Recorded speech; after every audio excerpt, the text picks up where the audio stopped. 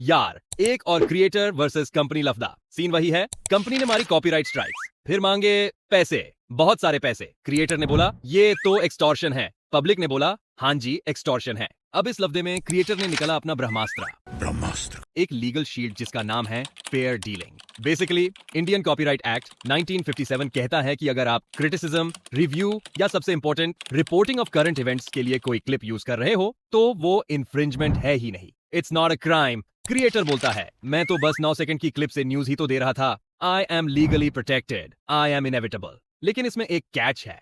Fair dealing का मतलब है लिमिटेड पोर्शन जितना जरूरी है, पूरा स्पीच नहीं छापना।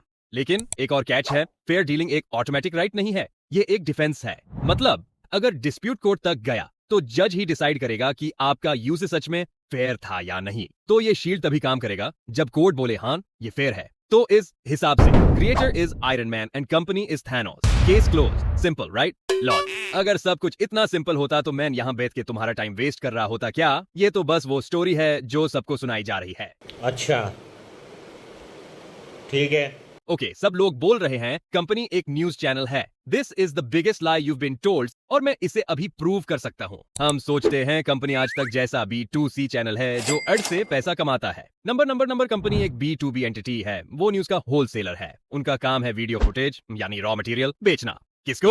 दूसरे टीवी चैनल्स को। हम उनके कस्टमर हैं ही नहीं। एनालॉजी से समझो, कंपनी सैमसंग डिस्प्ले है जो प्रीमियम OLED स्क्रीन्स बनाता है। टीवी चैनल्स लाइक एप्पल उनसे स्क्रीन खरीद के आईफोन बनाते हैं। और क्रिएटर ने क्या किया? सीधा फैक्ट्री से स्क्रीन उठा ली, अपने प्रोजेक्ट में लगा दी और बोला चिल, फोन बाइकेगा तो हिस्सा ले लेना। मस्त जोक मारा रे, ये हंस रे हलकट हंस। Bruh, it's not a business plan, it's a comedy sketch. तो इस लॉजिक से कंपनी का पैसे मांगना गुंडे नहीं, इट्स जस्ट बिजनेस। तो अब लग रहा है कि कंपनी सही है। Hold on, the rabbit hole goes deeper, क्योंकि ये चोरी, लीगली चोरी है ही नहीं।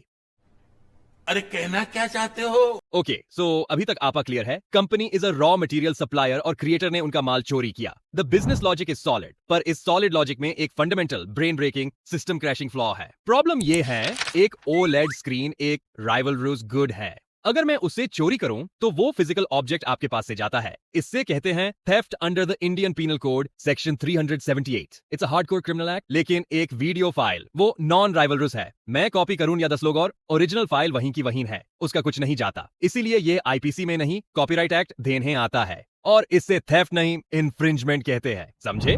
नहीं। तो अब अगर ये चोरी नहीं है तो फिर इसे जज कैसे करें? What are the rules of infringement? That's where the real 4D chess begins. अब कॉपीराइट इन्फ्रिंजमेंट को जज करने के लिए लॉ ने एक ही शील्ड दिया है, फेयर डीलिंग। और ये शील्ड सबको नहीं मिलता, सिर्फ कुछ स्पेसिफिक केसेस में ही मिलता है, क्रिटिसिज्म, रिव्यू या रिपोर्टिंग ऑफ करंट इवेंट्स। लेकिन शील्ड मिलने का मतलब ये नहीं कि आप कुछ भी कर सकते हो। फेयर डीलिंग का मतलब है सिर्फ उतना ही पोर्शन यूज करो जितना जरूरी है। ओके, सो पिछले पार्ट में हमने एस्टैब्लिश किया कि यह चोरी नहीं इन्फ्रिंजमेंट है। तो अब क्रिएटर ऑटोमेटिकली जीत गया। LOL। नो, अबे अब शुरू होगा असली legal WWE and I am here for it. अभी मजा आएगा ना भिड़ो। देखो, जब जज यह केस देखेगा वो 4 चीजें चेक करेगा कि क्रिएटर का यूज फेयर था या नहीं। पर्पस ऑफ यूज, क्रिएटर ने कमेंटरी के लिए यूज किया। लीगल एक्सपर्ट्स कहते हैं ट्रांसफॉर्मेटिव है bro. Cool. Creator 1, company 0। Nature of work, news clip factual है, कोई कल्कि 2088 की सीक्रेट स्क्रिप्ट नहीं है। फैक्ट्स पे कमेंट्री करना generally more allowed. Cool. Creator 2, company 0। Amount used, सिर्फ 9 सेकंड यूज किया। इतना तो मैं एक इंस्टाग्राम रील देखने में लगा देता हूं। कूल। Creator 3, company 0। अब तुम बोलोगे भाई 3 से क्रिएटर जीत गया, मैच खत्म, ट्रॉफी दे दो। अबे रुक जा, शांत हो जा। The fourth point is not a point, it's the final boss of the game. The undefeated champion of controversy. Effect on the potential market. मतलब क्रिएटर के वीडियो से ओरिजिनल ओनर के मार्केट की बात लगी या नहीं? और इस एक सवाल पे कंपनी ने अपना सबसे बड़ा उनो रिवर्स कार्ड खेला है।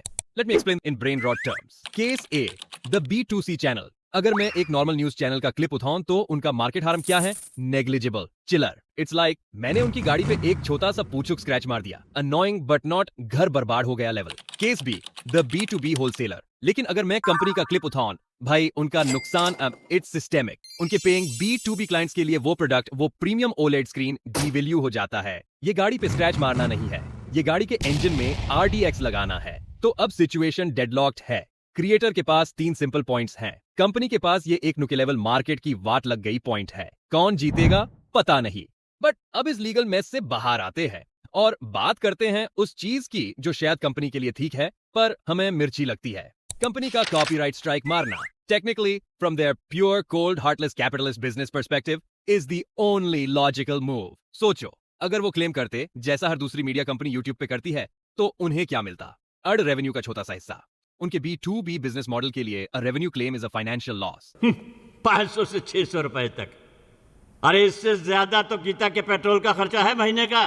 तो उनके पास एक ही लॉजिकल ऑप्शन बचता है, स्ट्राइक। प्रोडक्ट को मार्केट से हटाओ, take down the allegedly misuse asset. और यहां आता है सबसे बड़ा but in the history of buts. The tool for their business model might be the only logical one, but the way they use that tool, भाई, it's pure unadulterated evil genius level गुंडागर्दी। It's like having a licensed bazooka for self-defense, but using it to scare pigeons off your balcony. पिछले part में मैंने बोला था कि company का tool the strike अक्लमंद है, पर उनका तरीका गुंदा लेवल है। अब as your designated tinfoil hat connoisseur लाया हूं अलिज्ड सबूत। Let's roast their methods point by point. Point 1, the hunter becomes the hunted almost. इनका पेशेंस देखो, शिकारी जैसे।